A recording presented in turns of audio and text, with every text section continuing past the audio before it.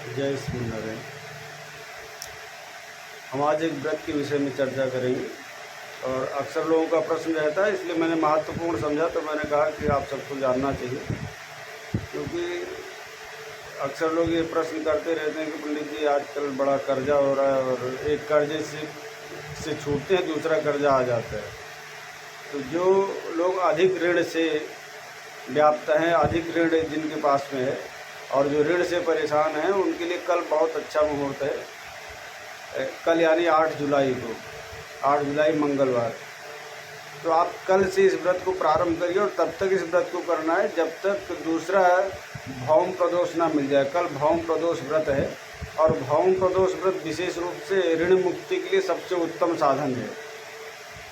अक्सर लोग प्रश्न करते हैं तो उनको उपाय जो बताया जाता है, उस उपाय में एक परेशानी ये हो जाती है कि जो मुहूर्त निकलता है एक सामान्य मुहूर्त और जो विशेष रूप से किसी कार्य के लिए मुहूर्त होता है, तो सामान्य मुहूर्त जब निकलता है तो उसमें उतना लाभ ना मिल करके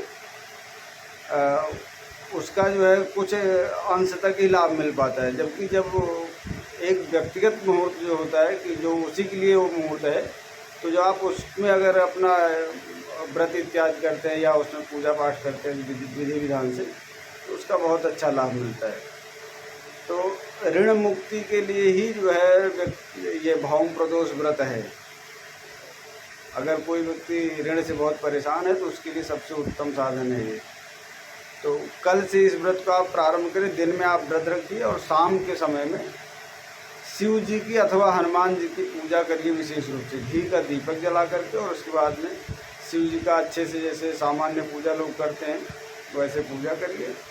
और ऋण मोचन मंगल स्तोत्र का भी आप पाठ कर सकते हैं और साथ साथ आप भगवान शिव के किसी भी एक मंत्र का कम से कम 11 माला, जो छोटा मंत्र हो उसी मंत्र को ले लीजिए और कम से कम 11 माला जप करिए। भौम प्रदोष यानी कल से आप प्रारंभ करिए इस व्रत को और निरंतर हर प्रदोष को इस व्रत को करिए। और जब दूसरा भौम प्रदोष आएगा, मैं एक आध दिन आपको बीच में वीडियो में अथवा व्हाट्सएप पर मैसेज में वैसे डाल दूंगा कि अगला भौम प्रदोष कब आ रहा है। तो इस भौम प्रदोष से प्रारंभ करके और अगले भौम प्रदोष व्रत तक हर प्रदोष में आप व्रत रखिए और विधि से अपना पूजन कीजिए। निश्चित तौर पर आप लाभ उठा पाएंगे।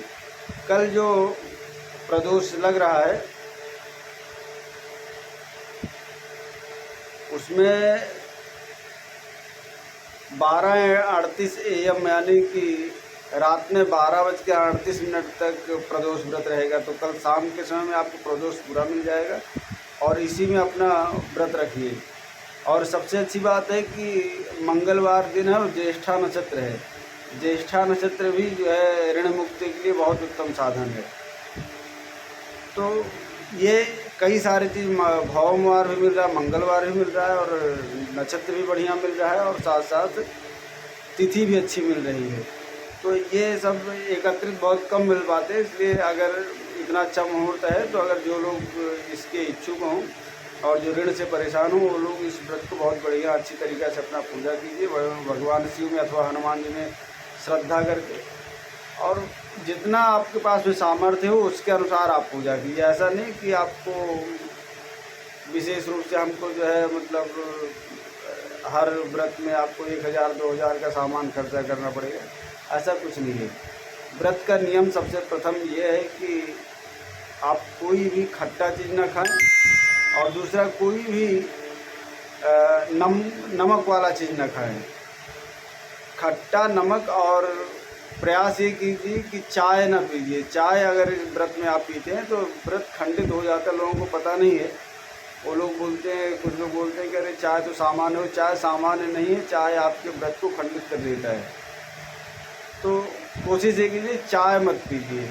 आप चाय के स्थान पर दूध इत्यादि ले लीजिए। दूध में कुछ अगर चाय पीने की ज़्यादा है, दूध में अपना कुछ काली मिर्च हो गया या फिर अदरक वगैरह डाल करके आप अपने हिसाब से उसको बना सकते हैं, टेस्ट बना सकते हैं, उसके अनुसार आप उसका प्रयोग कीजिए।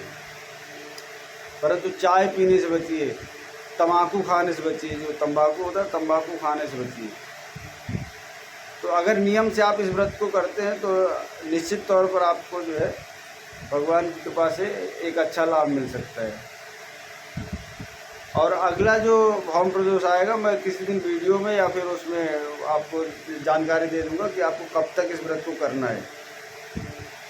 तो कल दिन में आप व्रत रखें, शाम को बढ़िया अच्छे से भगवान की पूजा कीजिए और व्रत को एकदम नियम से रखिए।